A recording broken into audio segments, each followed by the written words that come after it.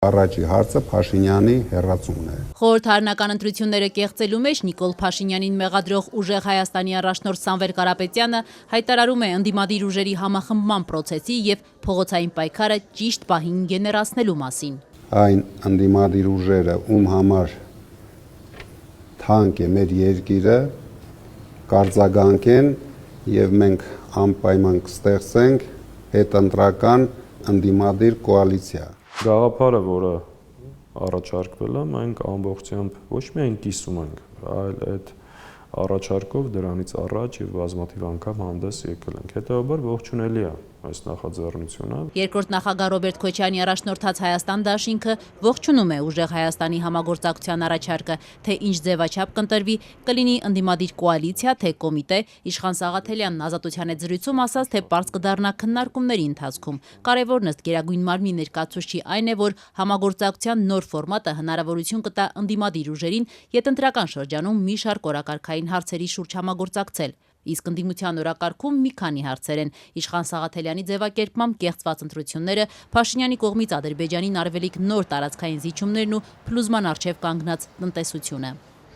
Բնականաբար սեղանին կա կեղծված ընտրություններ։ Գլխավոր օրակարգը այն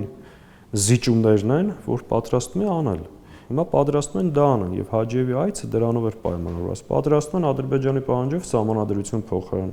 Պատրաստում են այսպես կոչված անկլավներ հանձնել։ Կոնկրետ կեղծված ընտրությունների մասով ինչ է կանելու, այսինքն ինչ կարող է կանել։ Հենց հիմա պատրաստում ենք այսօր եւ վաղը դիմելու ենք սահմանադրական դատարան, բավականին հիմնավոր փաթեթները ներկայացվելու շատ կոնկրետ օրինակներով, վերլուծություններով, փաստերով, ընտրությունների կեղծման վերաբերյալ եւ սահմանադրական դատարանը, երբ որ սկսի քննարկել այդ հայցերը, ընդ որում 5-6 քաղաքական ուժ հայտարարել է դիմելու մասին, նաեւ քննարկում ենք հնարավորությունները այդ ընթացքում բողոքի ակցիաներ անցկացնելու եւ մեր ձայնը տեղ հասցնելու իմաստով։ Այսինքն դուք դեռևս ակնկալիք ունեք, հույս ունեք, որ սահմանադրական դատարանը անվավեր կճանաչի ընտրությունների արդյունքները նոր։ Անշուշտ մենք լավ հասկանում ենք, որ սահմանադրական դատարանը ԿՊ-ի կողմից ձևավորված եւ ԿՊ-ականներով դատարան է, բայց առնվազն մենք այդ շանսը տալիս ենք դատարանին, որ ինքը կարողանա ապացուցել, որ ծառայում է Հայաստանի Հանրապետությանը եւ սահմանադրությանը, այլ ոչ թե կոնկրետ Նիկոլ Փաշինյանին։ Ինքը թողընտրի,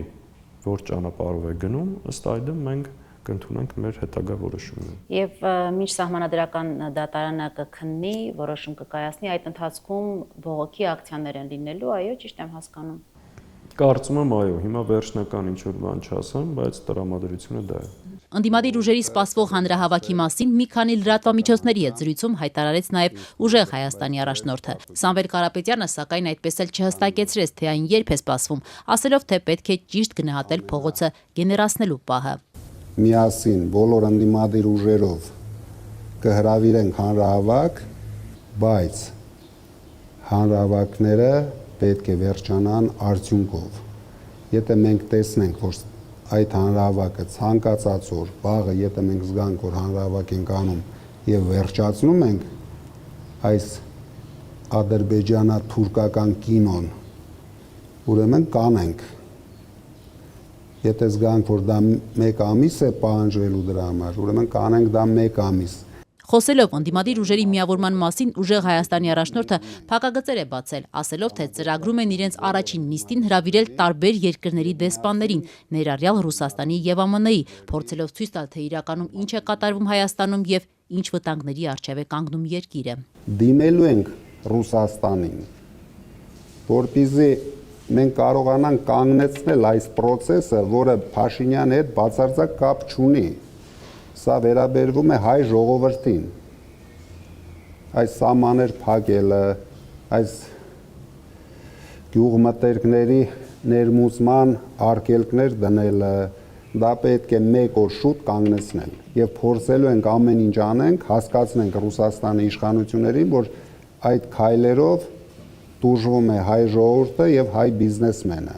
Խորհրդարան անցած երկու ուժերը Ուժեղ Հայաստանն ու Հայաստան դաշինքն առայժմ չեն հստակեցնում կվերցնեն մանդատները թե ոչ։ Կարապետյանը ուղիղ այդ հարցին չպատասխանեց, ասելով, թե դա պետք է քննարկել ժողովրդի հետ, բաց ուղիղ եթերում, ցույց տալով եւ մանդատները վերցնելու եւ չվերցնելու առավելություններն ու բացասական կողմերը։ Ամեն դեպքում Կարապետյանը պնդեց, թե Փաշինյանի ցանկությունն է, որ իրենք մանդատները չվերցնեն։ Պատրաստ ենք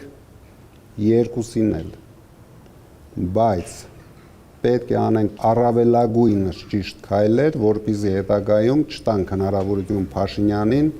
միանձնյա կառավարել, միանձնյա ընդունել Ալիևի բոլոր նարատիվները, միանձնյա ընդունել մեր երկրի համար շատ վտանգավոր